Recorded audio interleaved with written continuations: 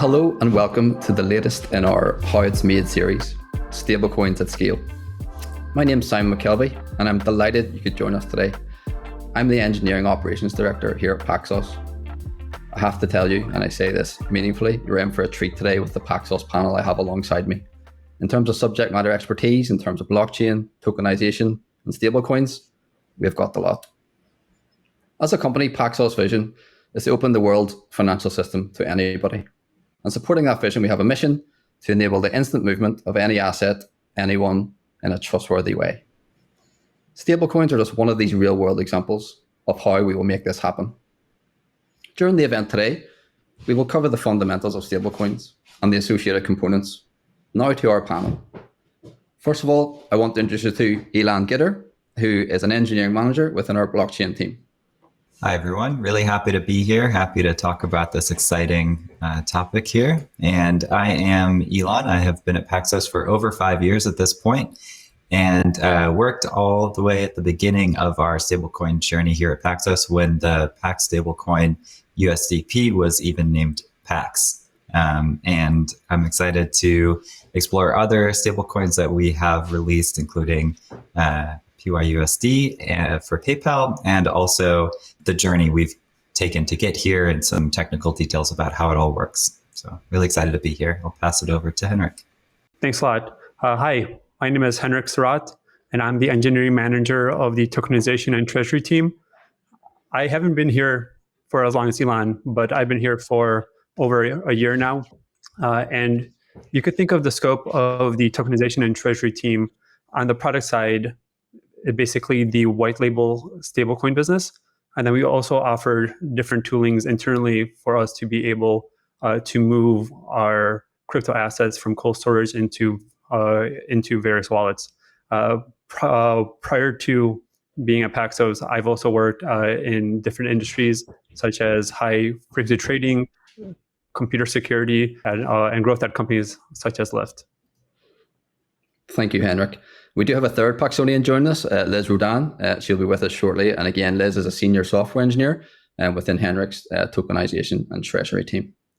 So as I say, stablecoins are going to be one of our main topics of coverage today.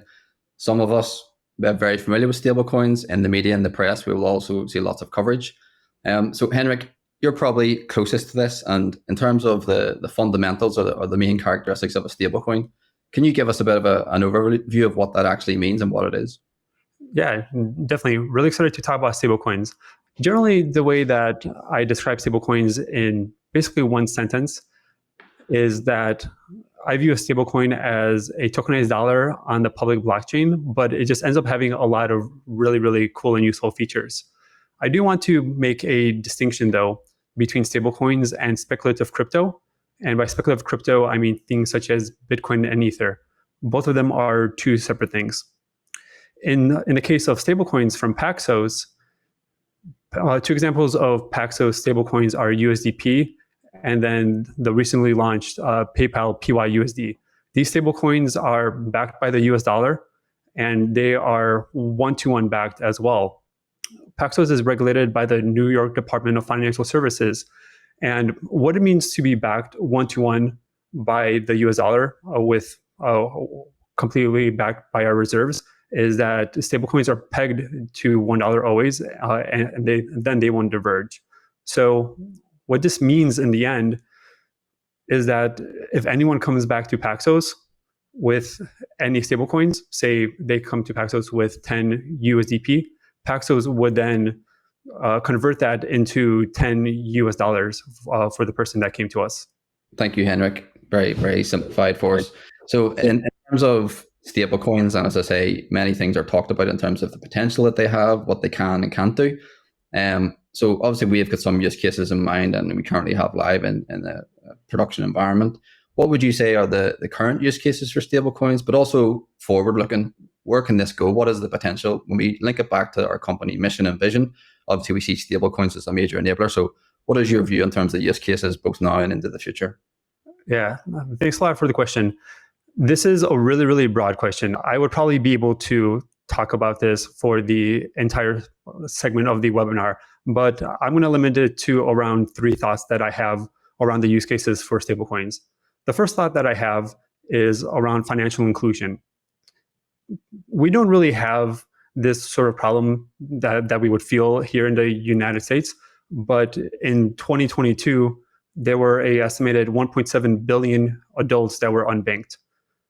With crypto, it ends up being really easy to just create a crypto wallet with just a mobile device and a internet connection.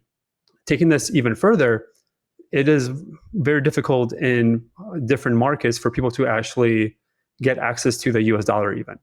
So once someone creates their crypto wallet with their mobile device and then their internet connection, then anyone is able to now send them a US-backed stablecoin such as PYUSD and USDP. A second thought around the use cases of stablecoins that we see today is the protection of wealth. If you look at a country such as Argentina, the inflation rate for the year is over 100%. Last month alone, in August, the inflation rate was 12.4%. So one use case that we see with people such as in Argentina is that they end up converting their Argentine peso into a US-backed stablecoin to protect their wealth. And then later on, say next month or in a few months, then they convert back to the Argentine peso, and then they're able to preserve their wealth. They're able to preserve the spending power of their hard-earned money.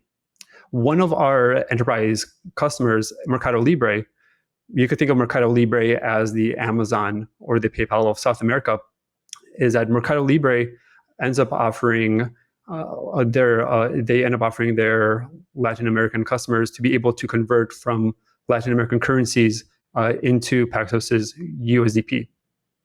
A third thought that I have around the use cases for stablecoins is the efficient movement of money. Today, if someone wants to do an international remittance, someone generally has to do some sort of wire transfer. This could take days, and then it also ends up being pretty pricey in terms of fees.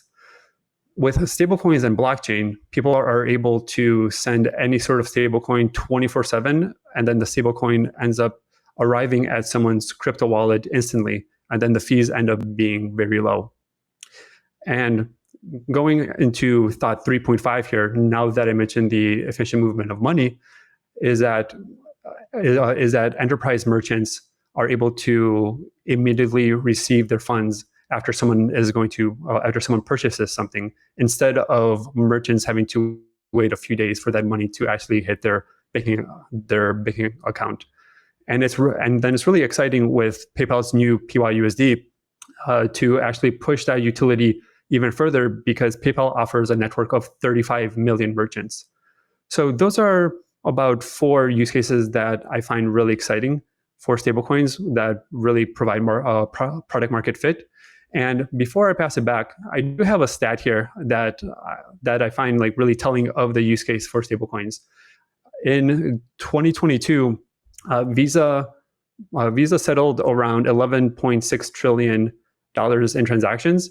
Stablecoins last year in 2022 as well, they settled around $11 trillion of transactions.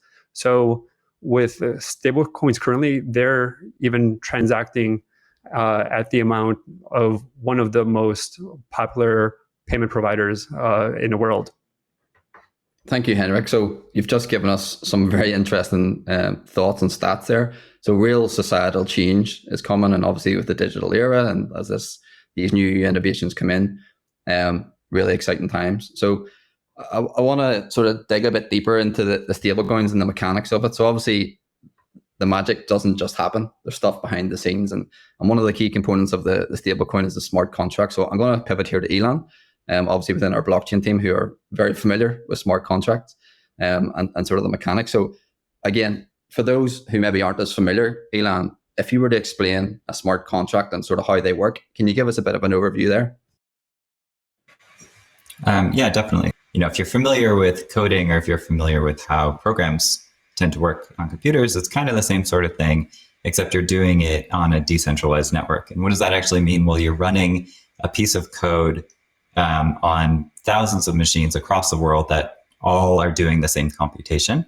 And it's also all decentralized. So the actual smart contract itself is able to just do some manipulation of data like you would with any other bit of code, except you're able to do it in this like massively distributed way where anyone can access the different functionality within it. And concretely what this means is that you have different functions like you would in any coding program that are wired up for the different nodes to run anytime that smart contract is invoked. And so under the hood, this means that anyone can create an application that can do just about anything. You can just manage balances, which is a lot of what stablecoins do. Or you can have a DeFi application or a game or any other number of things that can be coded up. The options are kind of up to your imagination. And here at Paxos, we have a maybe interesting perspective on how we create smart contracts. Because they are so widely accessible and because the functionality is hard to upgrade, we actually try to do much of the more complex work off-chain. And as things actually get better audited and better, I guess we have more just testing and everything that goes on in the different networks, then we can become more comfortable with bringing certain things on-chain because there are some really amazing opportunities that exist there. But in general, we try to keep everything as safe as possible, right? We're regulated. We always take the customer experience, I guess, to heart and don't want any possibility of losing customer funds. So everything that we do in our smart contract is with that in mind. Instead of always using the new flashy thing, we sort of make sure that it's safe. Yeah, so you've touched on it there around security, trustworthiness, and making sure everything's accurate and correct. So in terms of smart contracts and upgrading and making sure we're staying aligned, how do we actually get assurance or vet a smart contract implementation? Okay, so we obviously have the fundamentals there. How do we actually get assurance that what we have there, and obviously we're moving big amounts of funds and data, how do we get assurance that what's there is correct?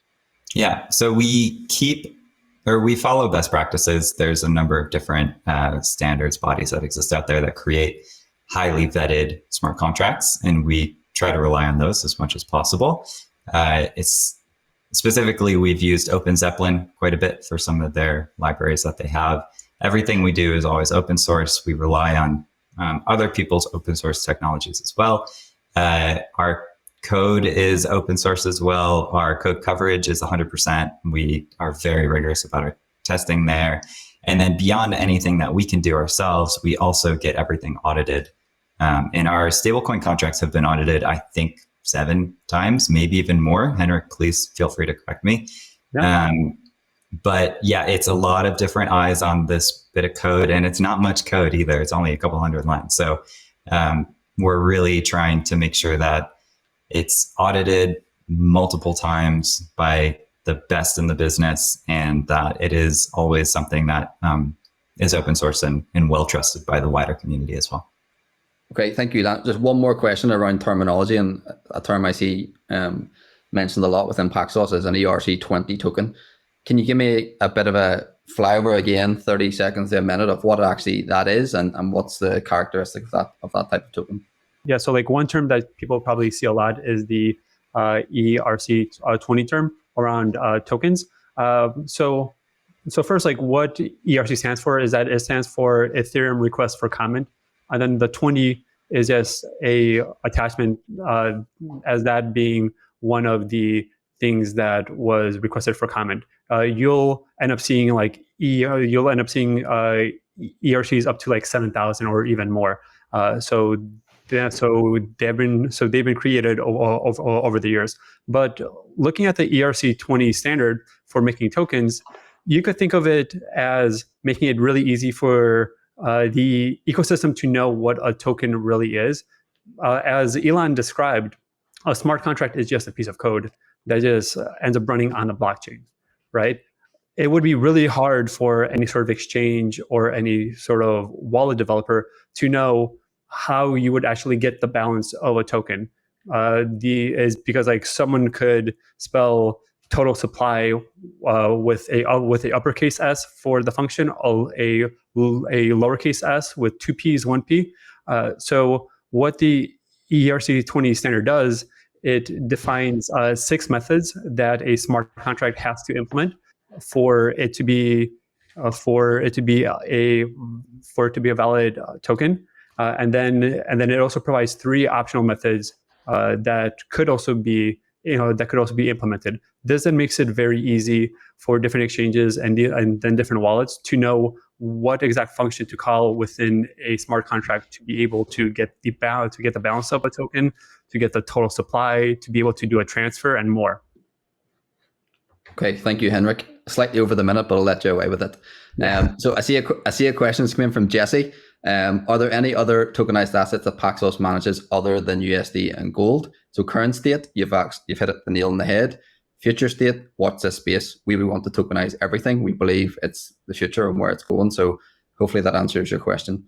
So thank you both, Henryk and Ilan, for the contributions. I see Liz has joined us. So Liz, we're going to come over to you. So I'd like you to give a brief intro before we get into it. But I want you to focus more on the sort of platform which Paxos has built out, as we have really invested in this product area of stablecoin. So hopefully intro first, and then we can get into the nitty gritty and the details that you're going to cover today around the Paxos platform.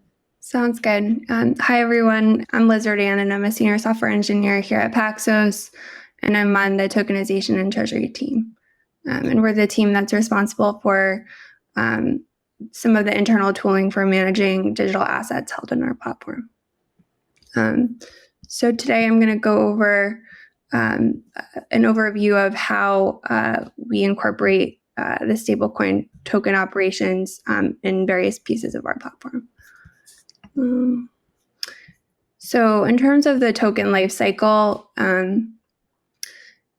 we start off with the mint. I'm going to just kind of go through a high level view of various operations supported, and then we'll dive in a little bit more detail, different pieces of our architecture, how we support these user operations. So starting off, if the first step of bringing a token to market is minting it. So we use a tool called the signing ceremony to mint and burn tokens like PYUSD. The next step, minted tokens are available for customers to buy or sell through a quoting API. And then they're available to send and receive to external wallets off of our platform. And then lastly, I'll go into how tokens deposited back onto our platform are collected for longer term custody. So let's start off with the mint step. So all of our tokens are minted and burned through an application called the signing ceremony. So all of the minting that we do on our platform is through cold operations. And we have an internal admin UI supporting this signing ceremony flow, where we are using 2 underlying services, a blockchain service and a banking service, for managing the underlying operations. So let's say you want to mint 100 PYUSD. The first step is you need to reserve $100 backing that token through the banking service. And this will make a fiat transfer moving $100 from an omnibus bank account into a reserve account. And then after we've confirmed that that fiat currency is reserved, we can actually mint the token on chain, and that's done with the blockchain service. And then after that transaction is created, it's signed in a secure environment and broadcasted on chain. And after we get the requisite number of confirmations, we actually have a token sitting in our cold ops wallet that's available internally. So the next step for supporting buying and selling. So after the tokens have been minted, clients can purchase the stablecoin tokens held on our platform. And we support the ability to buy or sell tokens through a quoting API. When customers buy the token, an internal accounting update is made, indicating that the customer owns the token held on platform, but there are no actual on-chain movements. So the token is held in a cold omnibus wallet, the same wallet that it was minted to initially, until the customer decides to do an off-platform transfer. So let's say you're a customer and you've bought 5 PYUSD through our API. This 5 PYUSD is held in on our platform, and let's say you want to use it to buy $5 worth of goods at your local coffee shop in PYUSD. So you can send the PYUSD to that merchant in this theoretical example of how to use our platform. So you would conduct a send operation through our transfers API. So here on this slide, the first step before you can actually access the token, we perform what's called a top-up operation using the same signing ceremony experience internally. We create an on-chain transaction that collects the token from the cold wallet and tops up a hot withdrawal wallet where it's available for the customer to access the liquidity. And that is using the underlying blockchain service. So once you have available token in the hot withdrawal wallet, our transfers API will support incoming transfer requests and facilitates hot withdrawals from this hot API. And so customers that are using this, there are a variety of constraints in terms of transaction size, but essentially we are supporting the ability to send tokens off platform from this wallet. So eventually the token will make its way back to our platform, and I'll go into how that's handled. So customers can deposit assets into hot deposit wallets into specific addresses tied to each customer. And we use these specific addresses to be able to link back the token to a specific customer to make the necessary accounting updates. And then eventually the assets are collected into a cold omnibus wallet, the same wallet that we minted it to originally. And from there we can burn the token as needed, and so forth. I'll stop for any questions. Go ahead. Just one there, Liz, has come in from Kim. So question around how long does the mint happen from a user initiates the bank transfer? Is it days or minutes? And do you wait until you've received the fiat, obviously, then to move forward on the workflow? Oh, yeah. So the mints we pre-mint. So internally, our product operations team will do like larger mint operations in bulk. This is all happening on the Ethereum network. I don't think I can speak to exact overall times, but I believe we wait for 6 confirmations on chain. Ilan, do you know total transaction time for that? It's fine. I would say on the order of like 30 minutes or so, 10 to 30 minutes is my guess. But those are all done in advance. So if a customer wants to buy through the API, the token that they would be purchasing has already been pre-minted. Okay, so that was really useful insight. Just in terms of the platform, Liz, you've touched on different components there. Obviously, this all wasn't built in a day, and it's evolved and we've innovated. So can you give us some examples of sort of maybe recent changes or things that have come in? Like one that stands out for me is held rate quotes or HRQ. What we're always looking to optimize and speed and go faster. Can you give me some examples of how we've looked at it and optimized from a platform perspective? Sure. So our team is currently focused on a decomposition initiative. So many of the systems that I just referenced were part of a monolithic service, and many of the teams in the engineering department at Paxos are working on decomposing several of our key monoliths into smaller microservices. So in particular, my team is working on moving the signing ceremony into its own specific service, and there are other examples of that across our platform as well. So that's kind of been the current focus for our team. Obviously, adding PYUSD.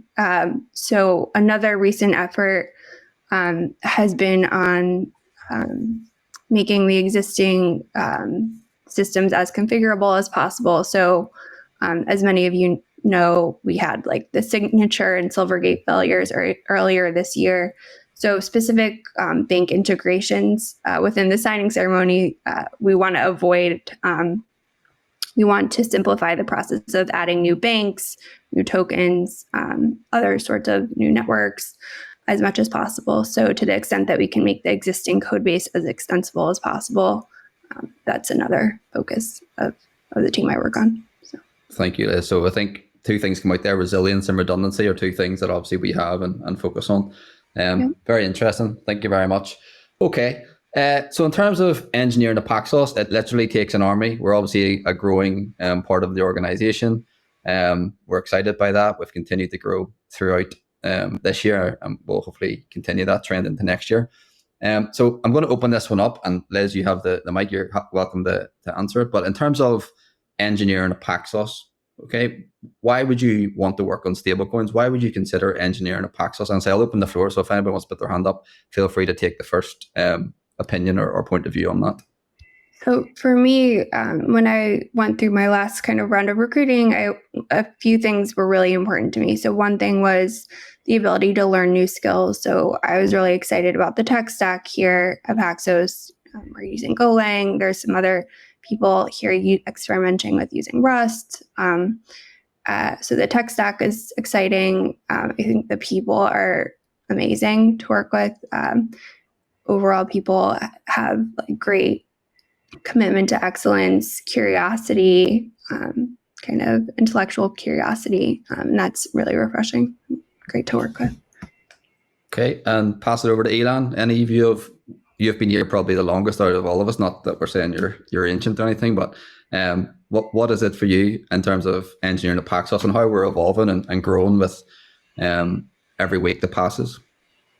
Yeah, so I joined Paxos because I really wanted to work in the cryptocurrency ecosystem. I was kind of blown away by Bitcoin a little over 6 years ago, like wandering lower Manhattan, just kind of in a daze for a little bit, and met Paxos through some other meetups related to Bitcoin itself. And since then, it's just been a wild ride and been able to learn a ton about the ecosystem. For me, it's definitely marrying my passion of blockchain, crypto, that sort of technology with my career. And Paxos has been really amazing with growing with the individuals. And so everyone has an opportunity to really shine on their own and to grow in their career and for themselves as well. And that's kept me here for over 5 years and probably much longer.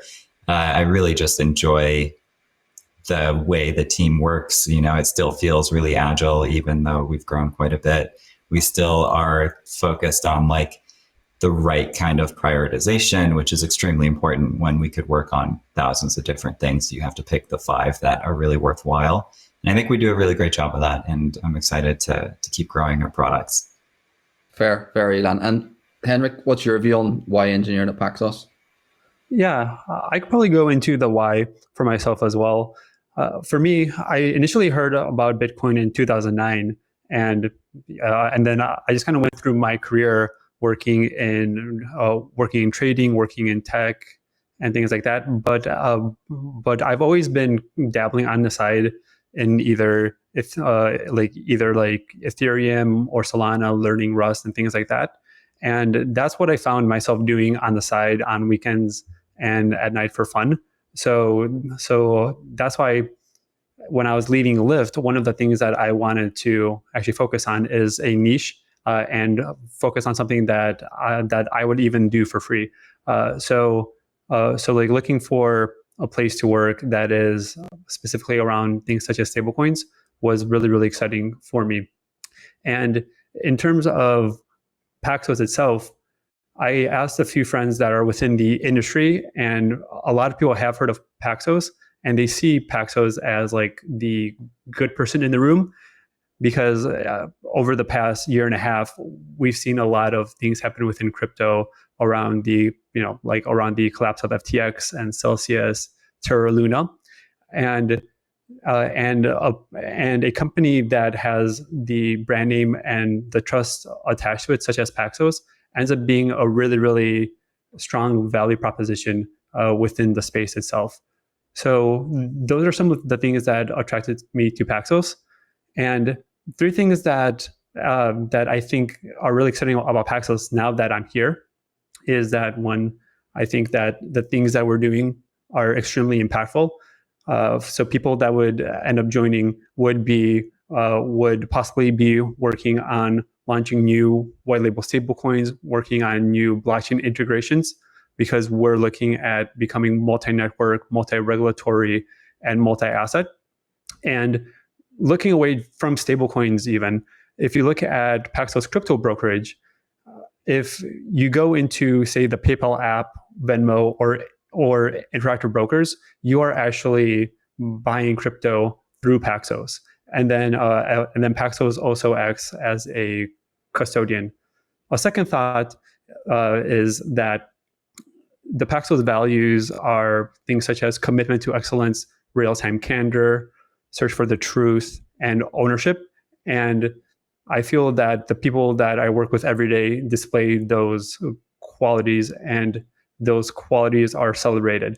The third thing that I'm going to mention is just the enterprise clients that Paxos works with are really large brand names. So I've already mentioned Interactive Brokers, PayPal, Mercado Libre.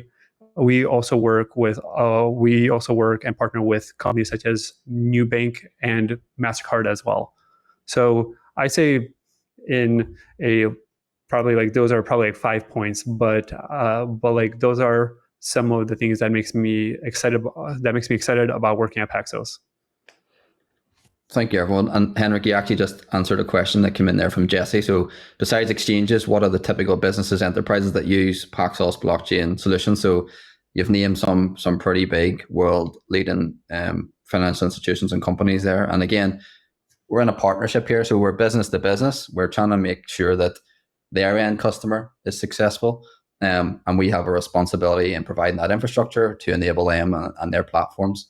So whenever we talk about engineering and stable coins, there's a culture that I see across Paxos where we learn from each other. Okay, so in terms of understanding market trends, what a stable coin is, what we're trying to achieve with it, can you give me a bit of an insight in terms of how we actually share that knowledge within the company? So obviously for something like PYUSD, there's a very focused program and wider project team working on delivering that.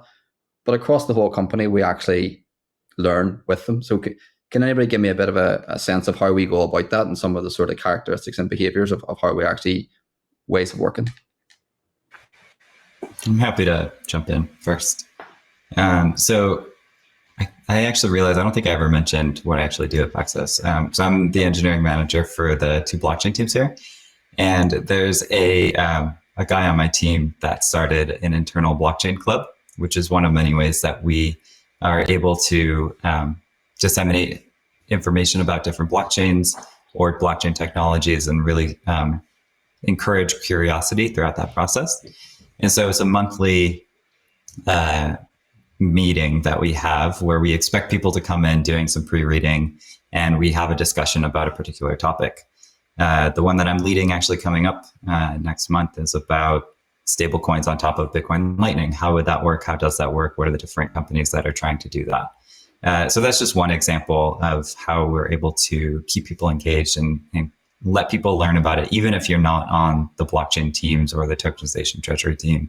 If you're at Paxos, you still have opportunities to learn about these different aspects.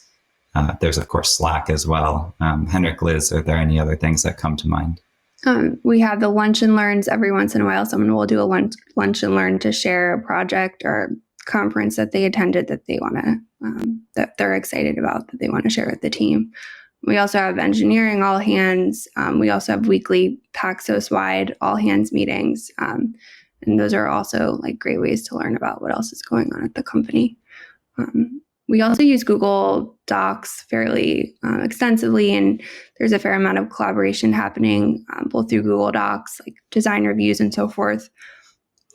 typically have a Google Doc where we can chat through any questions, and also Slack. So, yeah, definitely. And I feel that the engineering bar at Paxos is extremely high. People try to do the right thing. So we have people that write tech specs, and then engineers go into the tech specs, like really try to drill in really deep and to make sure that we actually build the correct thing. Okay, thank you, each of you. So there's one question come in there around, I think it was when Ilan was giving us some examples of how we knowledge share and thought leadership. What's the link, or is it just for Paxos employees? So we do obviously internal knowledge share. We do also publications, and we try and have a presence within the industry. So you'll see speakers and keynotes happening. We also do a lot of publication as well, just having a point of view on what's happening in the industry. And again, we want to be trustworthy. We want to be sort of participating through the industry. Okay, so Paxos will be out there in various forms. And again, it's all with leveling up and taking this thing forward. We got the question earlier around tokenization of gold and USD.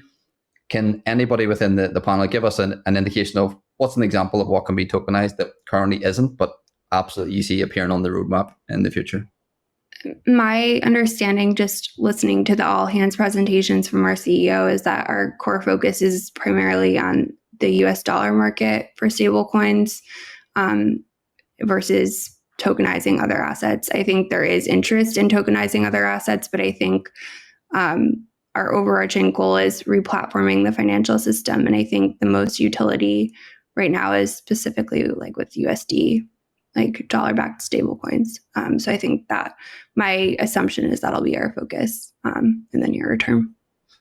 Yeah, I think that I could jump in and talk about something that we are not looking at tokenizing yet, or in the near term at Paxos, that I think would be really cool to tokenize at some point. And I think that there are actually companies that are trying to do this, but I think that tokenizing things such as carbon credits would end up being really cool, because I don't even know how someone could go and buy any sort of carbon credits or sell them. So then if someone would be able to tokenize things such as carbon credits, then there would be an entire market created for that, and then liquidity created for something like that. So I think that carbon credits is one thing that I think would be really cool for someone to actually execute on. I'm trying to think of other things where we don't have as much liquidity, or it ends up being hard to like get access to it. Okay, thank you for those responses. So another question has come in there, which is a very important topic, and it's one we take very seriously, with being a regulated company. So in order for one to acquire any Paxos stablecoin, do they have to comply with anti-money laundering and know your customer requirements? So again, we'll maybe give Ilan a chance to answer on that one. The short answer is yes, but if you want to give some color, Ilan, in terms of how we go about that and the teams that focus on that. Mm-hmm. Yeah, so in order to acquire Paxos stablecoin through Paxos, you do have to comply with these different requirements, either through us directly or with a partner which does their own KYC AML. We partner with different transaction monitoring platforms in order to also pay attention to different hacks that may be active and actively, not allow them to get out of their position through our website, for example, or our APIs. And we do a lot of other checks for different folks if they're going to actually onboard onto the platform directly. The stable coins are on chain and the different networks are decentralized. So if you're not going through Paxos, you are able to acquire a Paxos stablecoin. You're able to acquire any tradable asset that's on a blockchain, right? That's one of the features of the network. But in order to redeem or to procure from Paxos directly, you do have to go through that process. Thank you, Ilan. And hopefully, Jesse, that answered your question. Sorry, Ilan, to come back to you, but Yuri has come in with a question. Could you please give more examples of how a smart contract is used in a stablecoin project? So from concept through to actual implementation, if you can. Mm-hmm. Yeah, so I'll put it into context first and then dig in maybe. So if you remember Liz's part of the presentation where you had the mint aspect of the whole process, that's where the stablecoin really or the smart contract really comes into play here. So anything that happens on chain happens through the smart contract itself. And by on chain, I mean flowing through any particular blockchain, Ethereum or otherwise. Everything else that has to happen in order to ensure that the one-to-one backing stays in place, right? Any audits we have, movements in different bank accounts, all of those things are not happening with the smart contract. That is happening on our platform or through our partners. And so the main aspects that are available through the smart contract is like the ability to mint. It's those different ERC20 functions that Henryk was mentioning, right? Mint, burn, transfer, all of those sorts of things are things that are actually happening through the smart contract. Most often you won't send a transaction directly yourself. You would use a wallet that then interacts with that token in the background. Thank you, Ilan. So one of the things that you've touched on there was around security, information security, how we actually go about it. We've actually just had our new CISO join today, which was an exciting milestone again, and it was a long-lived search. So in terms of security, and you talked about threat intelligence monitoring, etc., can you give some insights in terms of, okay, stablecoins, it's in the public around launches, products, some of the safeguards that we would pursue to make sure that not only the assets under custody are safe, but everything that all of the workflow that Liz has showed us, that we're doing our checks and balances along the way?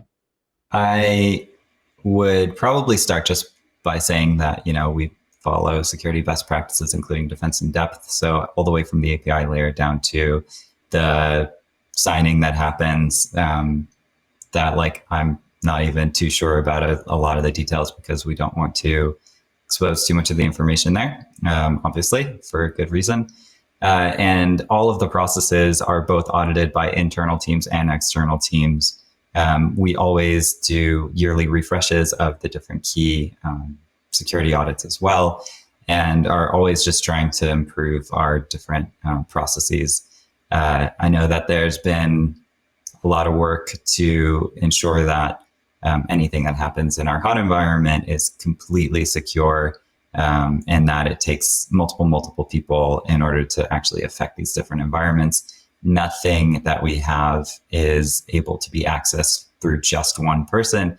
So like a while back, I don't know if you remember, but there was a Canadian exchange where the CEO maybe passed away, maybe didn't, and all the money disappeared. That can't happen with us, right? Because we don't allow any particular person to have access to it. Our CEO, our CISO, otherwise they are not able to make these sweeping changes to the funds that we have. And we do that at the grandest level and at the most singular level. So no individual engineer is able to affect production on their own as well. At least when it comes to our databases and other things like that, you always have at least a two-man rule depending on what the situation is. And so that's just small snippets into things that we do here at Paxos, from the on-chain aspect with the audits to our daily processes as well. In addition to that, we try to maximize the amount of assets held in cold storage that have, more stringent security protocols in place. So that's one aspect. We also do like cold minting and burning. From a security standpoint, the decision was made that we felt that was safer. And then, as Ilan mentioned, we do the security audits for any of our new stablecoin contracts. Okay, thank you, Ilan and Liz. So one more on the smart contract side. How can you perform code changes in the smart contract, and does it support versioning? So one of the things that Ilan mentioned before is that we end up using the OpenZeppelin proxy pattern. What this means is that the smart contract that we have for our stablecoin actually points to a implementation smart contract, and then the implementation smart contract is the smart contract that we actually do a update on. So that is the way that we're able to do any sort of like versioning or any sort of updates of the code itself. Yeah, and one note there, just to make sure it's clear that no matter how many times we update, the same address is used from the client, right? So there's no impact to the customer, which is one of the main feature benefits of doing it this way. And that whole process has also been highly audited and made sure that it's not a single point of failure as well. Definitely. And then also one more thing to touch about this proxy pattern that we use is that this is a really common pattern that is used within the industry itself. I don't even know when the first proxy pattern was used, but I think it was probably in like 2015 or something. So this pattern has been proven to work really, really well, and then it also ends up being really secure. Jesse has come in. What is the typical time frame of onboarding an enterprise to the Paxos network? So, Ilan, you're nodding. I'm assuming you have some thoughts on that. I think what you're going to say is it depends on circumstance, but I'll let you take it away. That was my answer. My work is done. I mean, some specifics here relate to what the relationship is with the customers. If we're doing KYC, if you're doing KYC, what the different account structures are, right? There's a lot of different things that are specific to different enterprises. What kind of reconciliation reports are required, if any, right? There's a lot of different aspects here. It could be very quickly and it could be a bit longer, depending on the specific needs. Thank you, Ilan. And one thing I will add to that, so in terms of time frame, we want to enable our partners to move as fast as possible. So we don't want to be a blocker. We want to make it efficient. We want it to be easy to use in terms of the platform. So whenever we think of design and choices looking down the road, we're always thinking around who's consuming, where's the utility. And again, that time frame, the sooner the better is obviously right, but we can't do that at the cost of security. We have to manage the risk. And again, it'll be on a case-by-case basis in terms of where are we and what's the dynamic of the arrangement. The other factor is like regulatory concerns. So like that was another aspect of what drew me to Paxos. I really like that there's this focus on innovation, but there's also like a big emphasis on regulation and compliance. And obviously regulatory concerns can cause things to take a bit longer. But that's just the nature of our industry. So, yeah, definitely. And then actually, now that you mentioned it, Liz, that was actually one of the reasons that I wanted to join Paxos as well, is the regulatory aspect itself. Because at least like looking at something such as stablecoins, I think that the easiest exposure that someone could actually get from any sort of federal-wide regulation or like just the sheer adoption of stablecoins is actually working for a stablecoin company such as Paxos. So don't mean to like make a complete plug, but definitely working at a company such as Paxos would be able to give someone exposure to any sort of mass adoption of stablecoins. Okay, thank you, Henryk. I think we've probably got time for maybe one or two more questions. I can see one has come in from Chad. Is there any AI opportunity within a smart contract or on the blockchain, such onboarding and wallets? So AI is a hot topic. We've adopted some AI tooling ourselves within engineering, but I see a lot of smiles on the topic. So I'm going to let, I don't know, Liz or Henryk take that one from Chad. I will say I have so we recently got GitHub Copilot approved internally for internal use, not specifically for like smart contract development, but just generally speaking for engineering efforts here at Paxos. And I found it useful internally, where we can also use like ChatGPT for like kind of very abstract like questions, which is nice. I think it's an advantage of working at a smaller kind of startup company that values moving fast and trying out applications like this. Yeah. And then in terms of AI on the blockchain, I've heard of people trying to do this, but I don't really know what they want to do. I think that this kind of sounds similar to how people wanted to put Uber and Lyft on the blockchain. So definitely, I think that AI is definitely is gaining speed, and I almost feel like it's like 2015 when I was first like looking at AI, where like there's like a whole slew of new people coming into the industry. But I think that overall AI is definitely really exciting.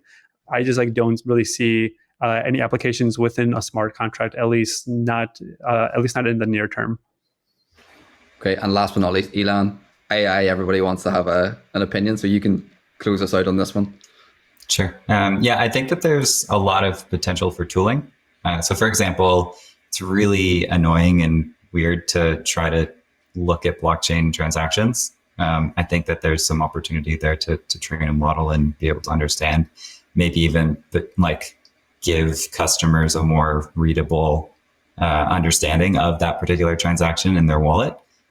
So that could be an aspect here. If you want to get more sci-fi, I think that if AI had to use money, it would use crypto.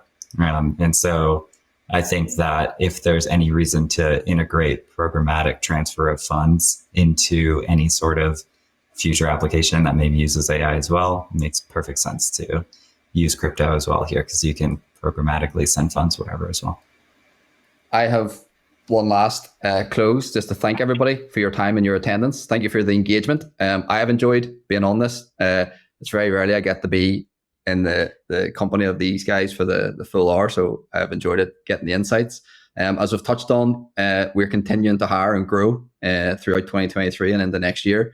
Please take a look at our website. There's roles in senior software engineering within our product services, our tokenization team. We've got roles on the front end. We've got a plethora of staff engineering roles as well. Again, as we grow and expand our engineering footprint. So please go take a look. And as I say, all of our details should be there in terms of any of the briefs and the announcements. Feel free to reach out directly. Apologies if we missed any of your questions as we got through there. There was quite a few. Have a good rest of the day, and please reach out if there's anything in the future that Paxos can help or assist with. Thanks very much, everyone.